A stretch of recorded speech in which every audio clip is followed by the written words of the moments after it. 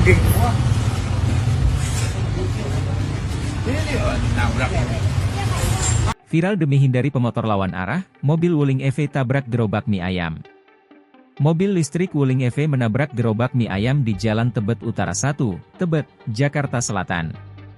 Peristiwa kecelakaan itu terjadi pada Senin, 17 Februari 2025, sore sekitar pukul 16 waktu Indonesia Barat. Dalam video yang beredar di media sosial, mobil Wuling EV tersebut menabrak sisi samping gerobak. Laju mobil terhenti setelah menghantam tumpukan karung yang ada di depannya. Sejumlah motor yang terparkir di dekat gerobak mie ayam juga terjatuh imbas kecelakaan ini. Mobil Wuling EV itu menabrak gerobak mie ayam karena diduga menghindari pengendara motor yang melawan arah. Kapolsek Tebet Kompol Murodih mengatakan, peristiwa ini sudah diselesaikan secara kekeluargaan. Dia mengungkapkan bahwa kecelakaan lalu lintas itu disebabkan pengendara mobil menghindari pemotor yang sedang lawan arah.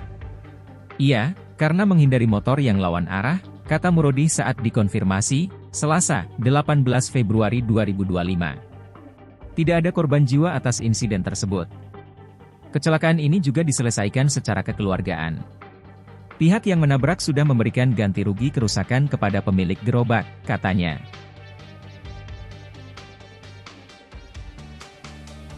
Download Tribun X sekarang, menghadirkan lokal menjadi Indonesia.